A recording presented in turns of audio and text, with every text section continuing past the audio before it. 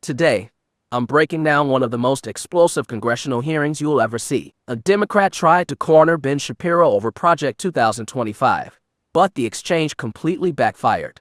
Mr. Shapiro, thank you for joining us today. I think it is important that you're here as one of the leading conservative voices in the country. And the country has, in the last couple weeks, talked a lot about and Googled Project 2025. It's one of the most Googled search terms right now.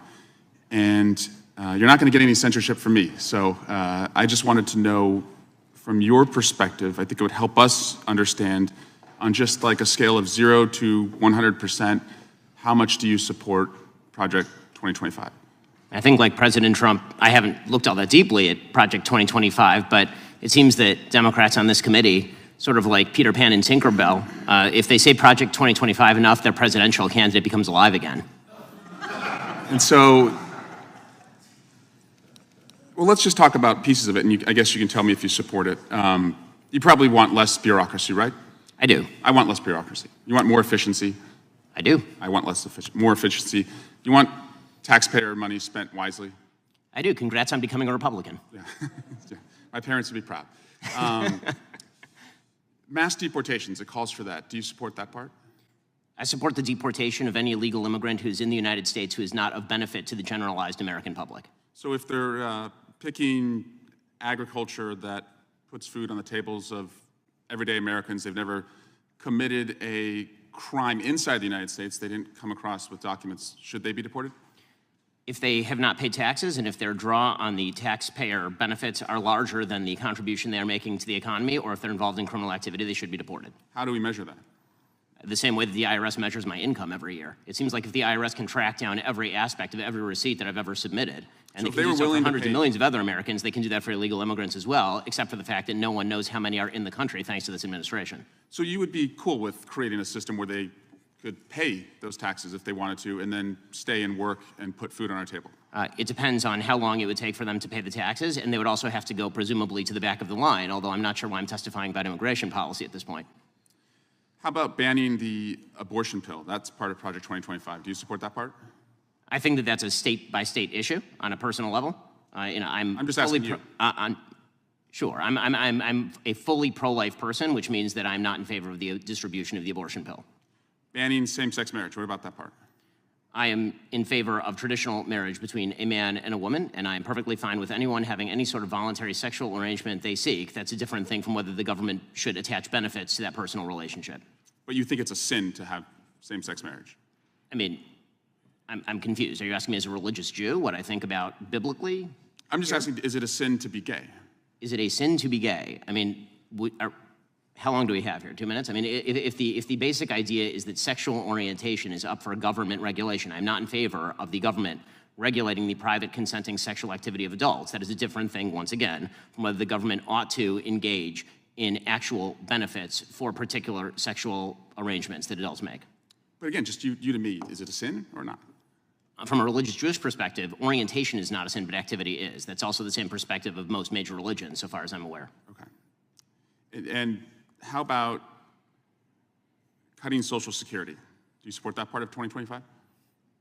I'm not sure what Project 2025's position on Social Security is. I'm in favor of the restructuring of Social Security along the lines of privatization and lowering and increasing the retirement age, because you, as well as every other congressperson, knows Social Security is going to go bankrupt, and yet everyone seems to have an interest in lying about it for the next decade and a half until we have to take austerity measures or radically increase inflation or taxes. And bans against books about slavery. Do you support that part about? Why would I possibly be in favor of bans about books about slavery? That would be absolutely ridiculous. What I am in favor of is the idea that school libraries should be able to make decisions along the lines of what exactly is appropriate for, say, a 7th grader and whether they ought to be treated to cartoons and genderqueer. That's not quite the same thing. And just because we found some receipts, you did say, I think homosexual activity is a sin. Yes, I'm a religious Jew, that's true. There's a genetic component. You found me out. Orientation. But the view of all religious people I know has always been that sexual behavior is something that is up to you. And you said, I may have a desire to sleep with many women, but I do not. I agree with me. Yes, that's true. Congratulations on your, I'm sure it's very hard to restrain yourself. Mr. Chairman, I just want to shift to Alvin Bragg. he was supposed to be here this week, and he's not coming.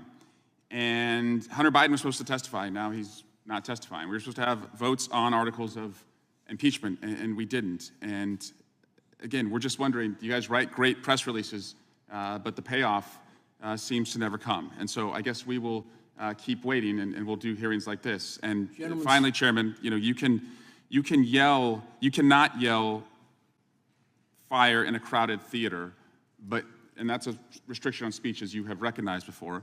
But you can yell theater in a crowded fire, and you all can continue to do that all you want, and we'll just waste the American people's time. Gentleman's time has expired, and I remind him of the first rule of holes. When you're in one, stop digging.